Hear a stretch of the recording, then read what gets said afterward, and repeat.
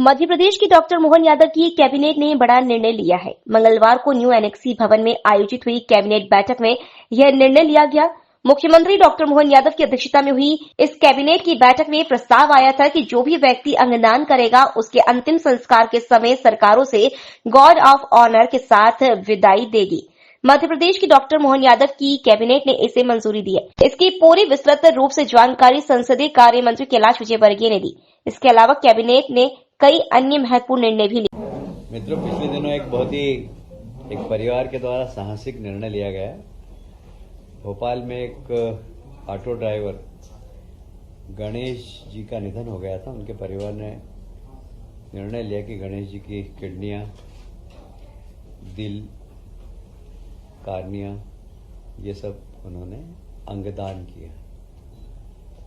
ये बड़ा भावनात्मक निर्णय है, संवेदनशील निर्णय है और ऐसे निर्णय को लेने के लिए परिवार को हिम्मत की आवश्यकता भी पड़ती है और इसलिए ऐसे परिवार का भी हम अभिनंदन करते हैं जो इस प्रकार अंगदान को प्रमोट करते हैं। और माननीय मुख्यमंत्री जी ने निर्णय भी लिया है कि जो शरीर से अंगदान परिवार के निर्णय पर दिया जाएगा उसके अंतिम संस्कार गार्ड ऑफ ऑनर से उसको सम्मानित किया जाएगा।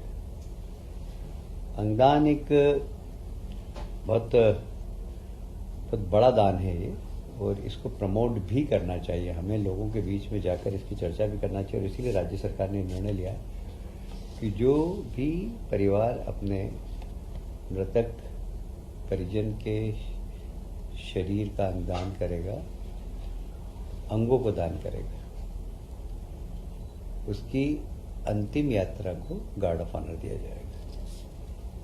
ये बड़ा अच्छा संवेदनशील और बहुत अच्छा मुद्दा है।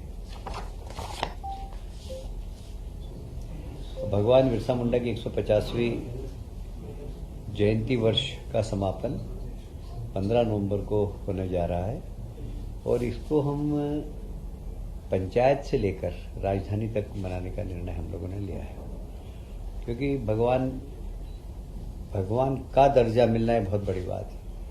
और बिरसा मुंडा ने अपने जीवन के अंदर जिस तरीके से उनका जीवन जिया, शेर की तरह आदिवासी समाज में और अंग्रेजों से जो संघर्ष किया है वो काबिले तारीफ है। दुर्भाग्य से इतिहास के पन्नों में जो सम्मान बिरसा मुंडा को मिलना चाहिए था वो नहीं मिला और इसीलिए हमारी सरकार ने, माननीय प्रधानमंत्री जी ने, माननीय मुख्यमंत्री जी ने अब इसको शिक्षण संस्थाओं में भी इसकी गतिविधियां चलेगी और साथ ही इसको कहीं न कहीं बच्चों के कोर्स में भी लागू किया जाए, ऐसा हम विचार कर रहे हैं।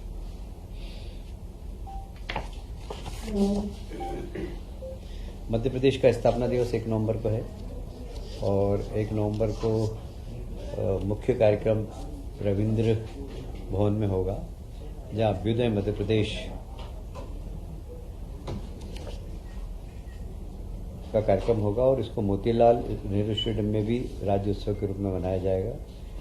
रविंद्र भवन और मोतीलाल नेहरू स्टेडियम में अलग अलग कार्यक्रम होंगे। रविंद्र भवन में विजन डॉक्यूमेंट्स का विमोचन होगा और निवेश संबंधी उपलब्धियां जो 2 वर्षों में हमने प्राप्त की और उसकी जानकारी से अवगत कराएंगे। डिजिटल सेवाओं का लोकार्पण, देखिए गुड गवर्नेंस के लिए बहुत ज़रूरी है कि डिजिटल सेवाएं ज़्यादा से ज़्यादा हो और हमारी सरकार इसको बहुत गंभीरता से पालन कर रही है और हम डिजिटल सेवाओं का कार्यक्षेत्र बढ़ाते भी जा रहे हैं।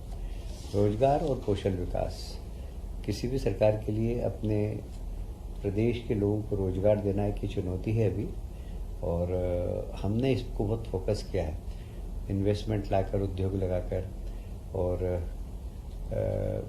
तकनीकी शिक्षा के माध्यम से, कौशल विकास के माध्यम से और अलग अलग प्रकार की योजनाएं लागे। जैसे विश्वकर्मा जयंती पे हमने विश्वकर्मा योजना लाकर सब छोटे छोटे जो सुतार है, बढ़ई है, इनको छोटा सॉफ्ट लोन देकर उनके काम में बढ़ावा देना।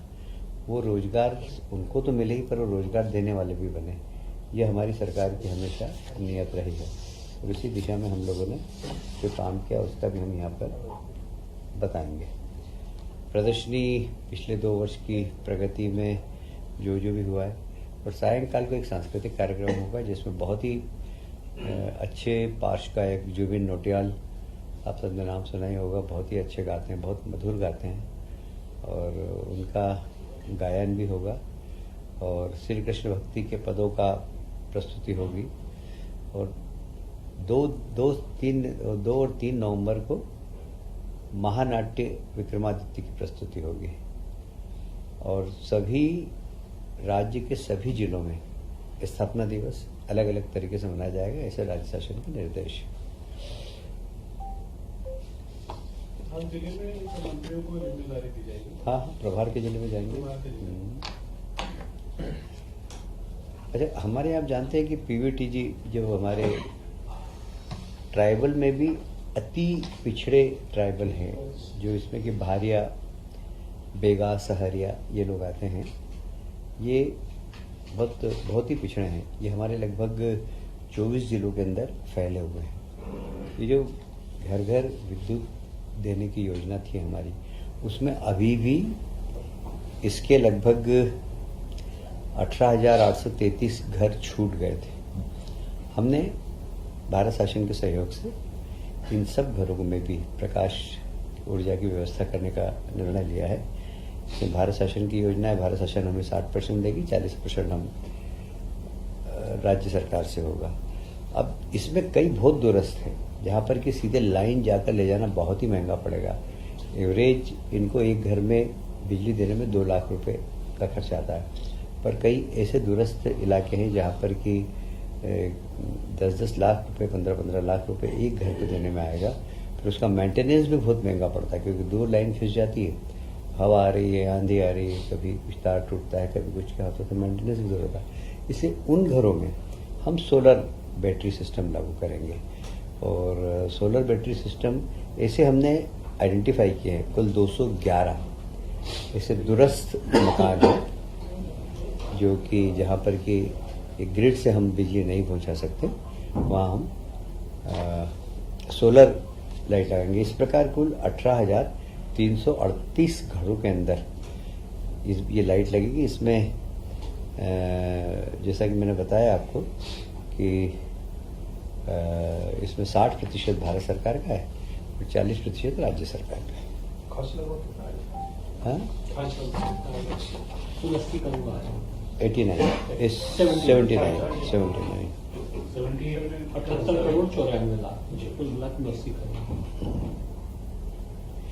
उच्च न्यायालय मध्य प्रदेश जबलपुर ने बसवाहा जिला छतरपुर में व्यवहार न्यायाधीश स्तर के न्यायालय का अमले सहित प्रस्ताव अनुमोदित किया है।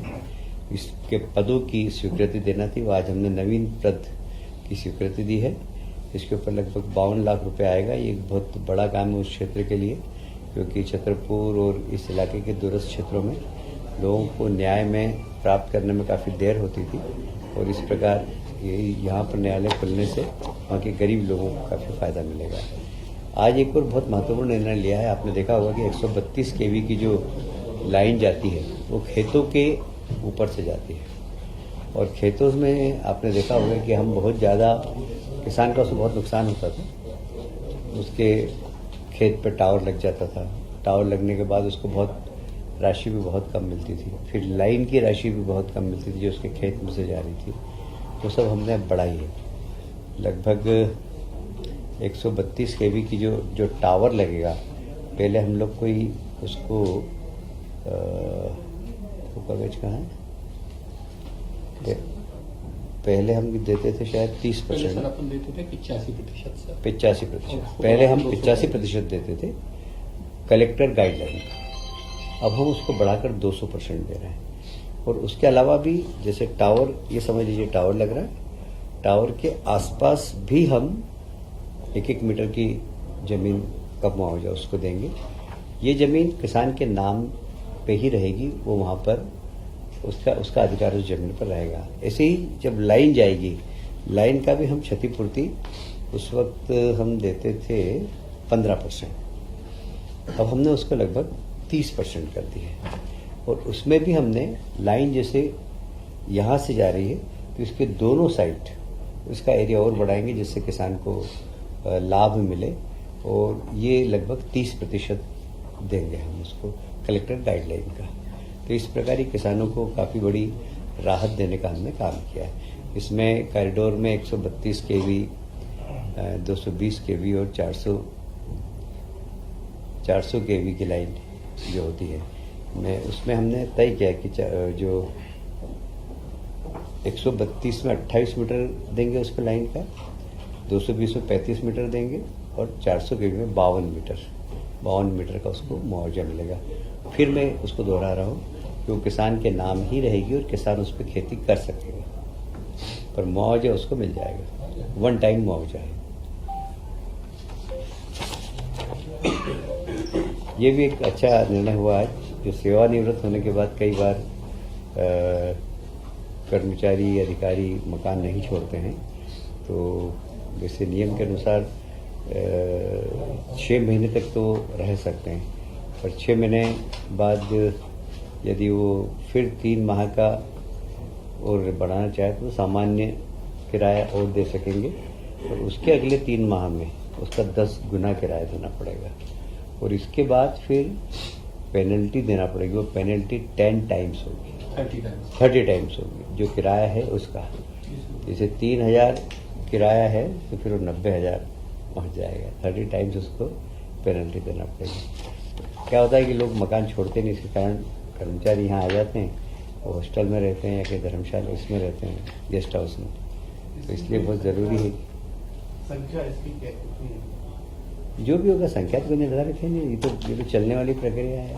आज दीपक जी जबलपुर से यहाँ आ गए, कल जाके वो मिल जाए।